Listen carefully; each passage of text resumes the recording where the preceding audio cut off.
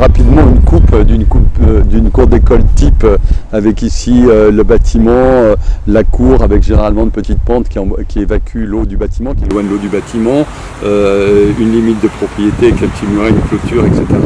Et ben, on peut tout à fait imaginer couper un morceau du revêtement minéral de la cour d'école, comme une noue ou comme une lentille ou quelque chose.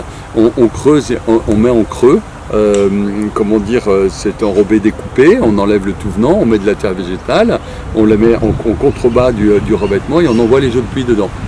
Et là, qu'est-ce qu'on va faire? On va gérer les eaux pluviales de la cour qui vont passer par cet espace vert en creux, qui va donc être arrosé chaque fois qu'il pleut par toute cette eau, qui va créer les conditions d'une arrivée pérenne d'un bosquet d'arbres qu'on va planter au milieu de la cour s'il n'y en avait pas, et qui va faire un îlot de fraîcheur.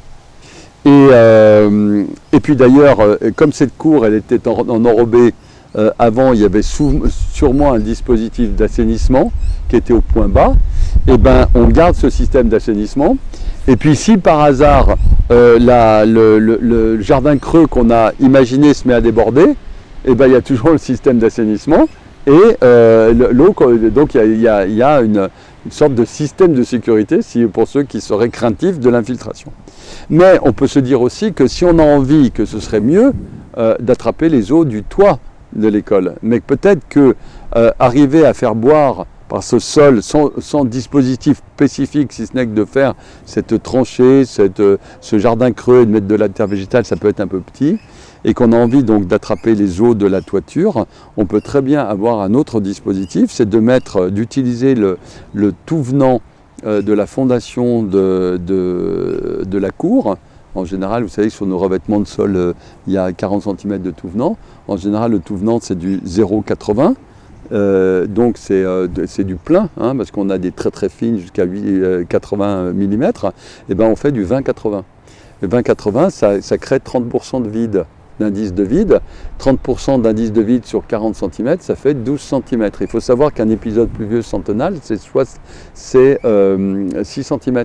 Donc en fait, rien qu'en prenant ce qui était prévu dans le projet, c'est-à-dire de la constitution de chaussée, en changeant sa granulométrie, on crée un réservoir d'infiltration qui est du double de la pluie centenale. Et donc on envoie soit par un drain d'injection dans cette chaussée qui devient poreuse, qui devient drainante, et ben les eaux de pluie de la toiture, qui du coup ne se mêlent plus à celle de la cour et ne vient pas donc abuser en quelque sorte des possibilités du jardin, des espaces verts qu'on a mis en creux, parce que l'eau va s'infiltrer directement sous l'enrobé. Ce qui montre que d'ailleurs que pour les élus qui nous écoutent et qui pourraient être effrayés par cette idée de désartificialisation de la ville, désartificialiser la ville, ça ne veut pas dire arracher l'enrobé partout. Désartificialiser la ville, on peut le comprendre aussi comme quitter un fonctionnement artificiel au profit d'un fonctionnement plus naturel. Et ce que je viens de vous montrer, c'est cette cour d'école pourrait quitter un fonctionnement artificiel au profit d'un fonctionnement plus naturel, basé sur la préservation de la ressource en eau par l'infiltration et l'utilisation de la nature comme effet de rafraîchissement.